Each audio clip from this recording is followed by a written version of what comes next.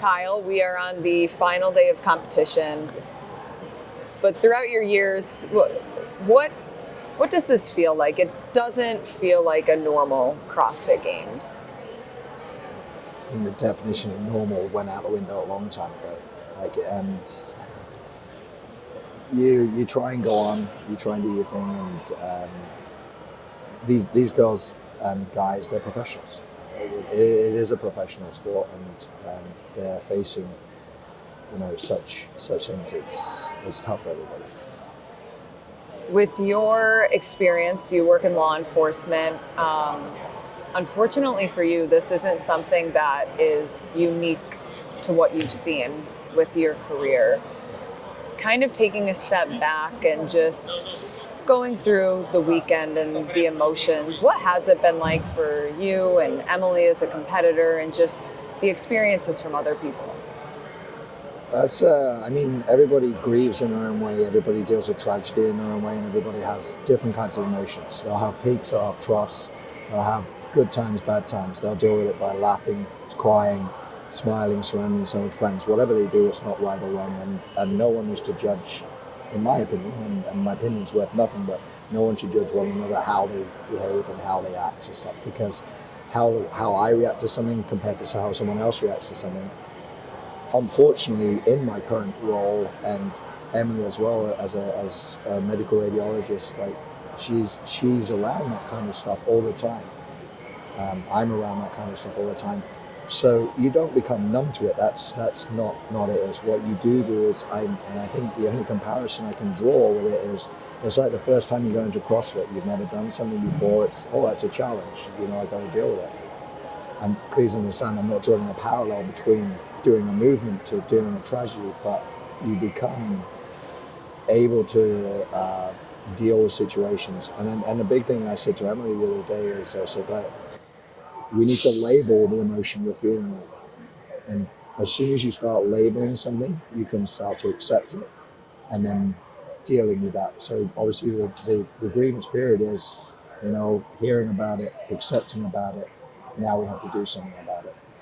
There's going to be lots of other times when grievance is going to come in for people, and as I said, it's going to be in peaks and troughs.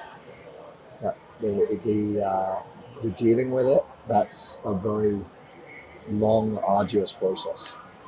Has there really been time to deal with it or identify emotions? Because typically if something this tragic happens, you can take a few days off, you can separate yourself, but the competition continues. There's still several athletes, Emily included, out here doing what they came here to do. How do you identify and process emotions, or is it something that you just wait to really deal with them until competition's over? And again, it kind of comes back to it's different for everybody. There's going to be people that go out there and maybe, like from what I know of Lazar, they'll be like, hey Lazar, I need some of your strength. I need some of your endurance. They'll pull it that way. There's the power of prayer. There's a power of everything in there. And they'll go out there and they'll deal with it in their own way. Does it mean it'll come later? Maybe. As I said, trauma can come in at any time. And you hear of stuff that happens to people in their childhood, and then it gets labeled later when they go to counseling or something like that. I was talking to you the other day, and I said that there's people in the CrossFit world that maybe not have had traumatic experiences because it's still a very young sport. It's happened in sports around the world in different situations, whether we like that or not. And as a young sport, we have a lot of development to go through.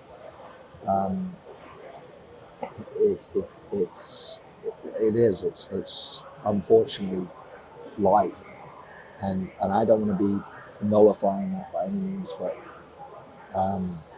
things happen every day, and hopefully as people we can go from it and get better.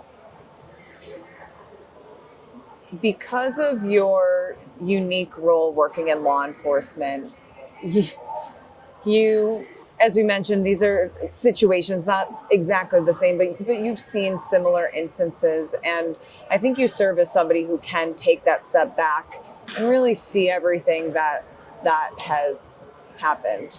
From your perspective and even your expertise, what has that been like here throughout the days from Thursday up till Sunday?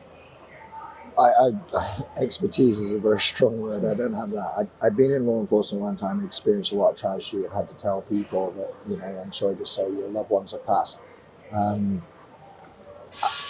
I think it's a compartmentalization thing as well. Everybody deals with it, as I said, in different ways. I'm hoping we can put trust in the judicial system. Like, it does fail us. Like, I'm on the receiving end of that as well. And I don't think that's the case. And hopefully, there's a lot of stuff about speculation of what happened.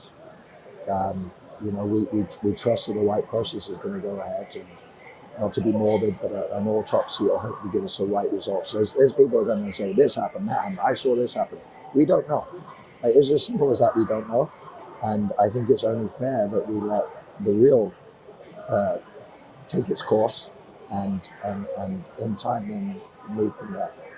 So the internet is sometimes the worst place to go for accuracy, information, especially the comment section. When Don Fall came out and made a statement on Sunday, he said that an external investigation would occur. Is that normal protocol for something of this magnitude? I think when you say external investigation, well, there's going to be a police investigation. Right? A death has happened, a traumatic experience has happened. There's a police investigation, and they will do their things with the emergency services where they work with the coroner. Maybe there'll be a coroner's inquest and stuff like that. That, to me, is a normal process in what I've dealt with. I can't speak to the American judicial system and how it works. I don't know it that well.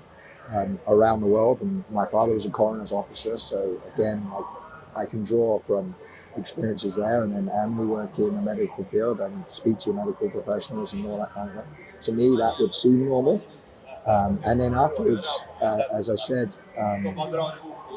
to have something so traumatic happen and there be an external investigation or recommendations health and safety wise now, that is a huge part of that, I wouldn't say healing process, but correcting wrongs is the important part here.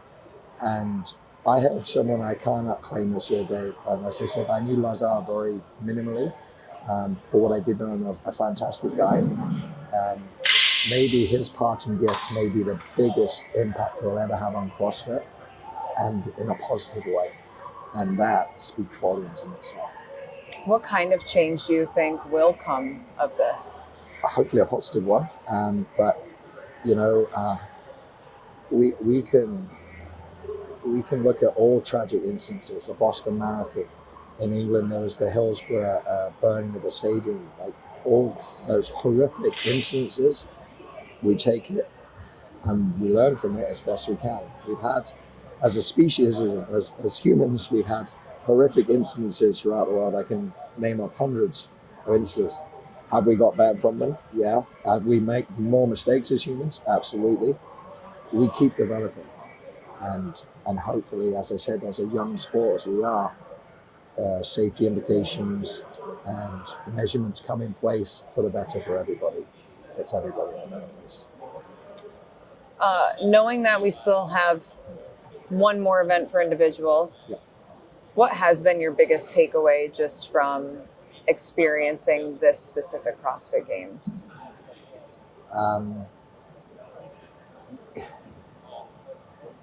As I said, there's no such thing as normal. There's no such thing as normal. We're in a new venue.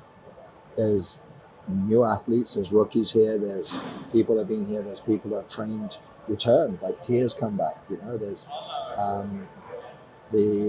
Matt Fraser isn't here again. There's all that kind of stuff to take into consideration. Experiences are always different. Some negative, some positive. There's going to be, actions that CrossFit need to take to fix people getting into the stadium, getting out of the stadium. There's going to be safety measures that need to be considered. There's so many variables that has an impact on it. At the end of the day, what I think is a truer testament to the athletes and all the staff around here and stuff, and people that they don't see, or that there's people driving forklifts around the world. They get on and do their thing as best they possible. But however, this community, I don't know any community like it around the world. Um, it's incredible to see that there is so much positivity. There is always going to be, I call it social keyboard warriors. And you talk about comment section, there's always going to be that. Like there's always going to be interpretation of stuff, how people interpret what people say or what people are going to do, and my way is the right way. There is no right or wrong here. There's impossible decisions that have to be made. And as I said, as a race and as a community, we try and make the best decision. We're never going to please everybody. And that's one thing in my life, and in my limited experience as a law enforcement officer. We go with the best evidence before us. We do the best we can in the circumstances we do, and we do what we can. Thanks, Kyle. You're welcome.